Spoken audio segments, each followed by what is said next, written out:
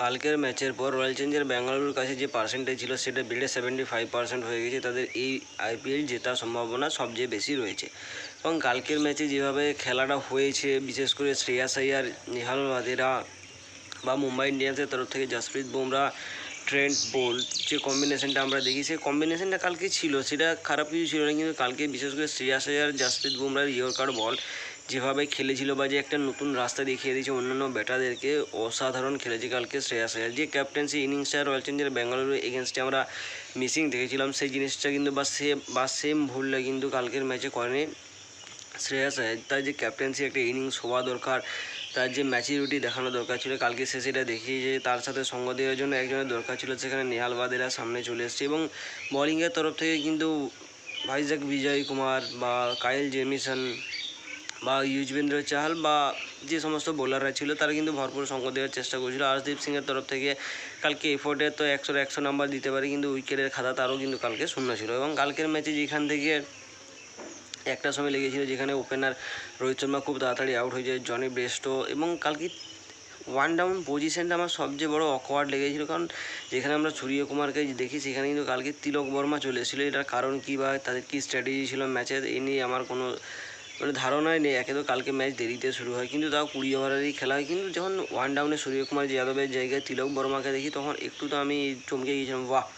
Semifinal ম্যাচে এসে এত সারপ্রাইজ মুম্বাই ইন্ডিয়ান্স কোথায় রেখেছিল। কালকে ফাইনালে রিস্ট অব্দি খেলার সুযোগ পেয়েছিল, কিন্তু কালকের ম্যাচে সে ততটাই গুরুত্বপূর্ণ ছিল যতটা বিরিয়ানিতে এলাইচি। অর্থাৎ দরকার তো ছিল কিন্তু কোনো ব্যবহারে লাগেনি। তো যাই হোক, কালকের ম্যাচে মুম্বাই ইন্ডিয়ান্স প্রথমে ব্যাট করতে নেমে 203 রান করে 6 উইকেট হারিয়ে, যেখানে সূর্যকুমার যাদব 44, তিলক বর্মা 44 এবং জনি ব্রেস্টো 38 রান করে। পাঞ্জাব কিংসের তরফ থেকে আজমাতুল্লাহ ওমার জাই 43 রান দিয়ে 2 উইকেট তুলে নেয়। মার্কাস স্টোইনিস 14-তে 1, কাইল জেমিসন 30-এ 1 এবং ভাইজাক বিজয় কুমার সে 2 উইকেট তুলে নেয়। ভাইজাক বিজয় কুমার কালকে একটু এক্সপেন্সিভ ছিল অন্যান্য ম্যাচের তুলনায়। সে যে এক্সপেন্সিভটা হয় সেটা থেকে একটু কম বা বেশি আমরা দুটোই বলতে পারি, কারণ তাকে আমরা না মাঝারি না বিশাল বড়, তাকে মোটামুটি একটা মাঝারি এবং বড় মাঝে আমরা রাখতে পারি। তো যাই হোক, কালকে যখন ব্যাটিংয়ের সুযোগ আসে মুম্বাই ইন্ডিয়ান্সের এগেনস্টে ব্যাট করা, তখন কিন্তু দুজন ওপেনার প্রভসিমরন সিং এবং প্রিয়ান সারিয়া দুজনেই খুশি হয়ে আসে। কিন্তু কালকে প্রভসিমরন সিং খুব তাড়াতাড়ি আউট হয়ে ফিরে যায়।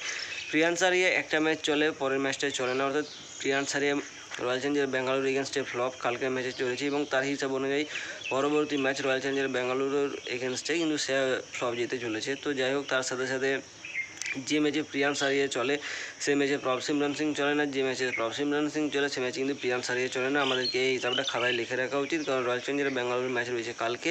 তো কালকের বা প্রভসিমরন সিংয়ের ইনিংস অনুযায়ী সে কিন্তু কালকের ম্যাচে পারফরমেন্স দিতে চলেছে। বাকিবার দেখা যাক কী হয়। পাঞ্জাব কিংসের তরফ থেকে শ্রেয়াস আইয়ার বা ক্যাপ্টেনরা সর্বাধিক রান করে 87, নট আউট নেহাল ওয়াদেরা 48 এবং জশ ইংলিশ 38 রান করে। মুম্বাই ইন্ডিয়ান্সের তরফ থেকে অশ্বিনী কুমার 55-তে 2, হার্দিক পান্ডিয়া 19-এ 1, ট্রেন্ট বোল্ট 38-এ 1। পাঞ্জাব কিংস 207 রান তুলে নেয় 5 উইকেট হারিয়ে এবং 19 ওভারে তারা ম্যাচ জিতে যায়। কালকের ম্যাচটা খুব একটা এনজয় করেছে এমনও না, বা খুব একটা খারাপও গেছে তাও না, মিডিয়াম একটা ম্যাচ ছিল যেখান থেকে ফাইনালের অপেক্ষাটা বেশি। কারণ কালকের ম্যাচে এমন একটা উদ্বিগ্নতা ছিল যে মনে হচ্ছে ফাইনালটা যাই খেলুক যেমন মজাদার হয়, এবং কালকে পাঞ্জাব কিংস জিতেছে। এবং মোটামুটি দেখতে গেলে আরসিবির তরফ থেকে একটা চান্স বেশি আছে আমার যতদূর মনে হয়। তো বাকি বাদ কাল 3 তারিখ, কালকে আমরা সবই দেখতে পেয়ে যাব। তো যাই জিতুক, এবছর প্রথম আইপিএলের বা চাই রয়্যাল চ্যালেঞ্জার্স ব্যাঙ্গালুরুই জিতুক, কারণ রয়্যাল চ্যালেঞ্জার্স ব্যাঙ্গালুর অনেক স্বপ্ন রয়েছে ভাই আইপিএল নিয়ে। তো দেখা যাক।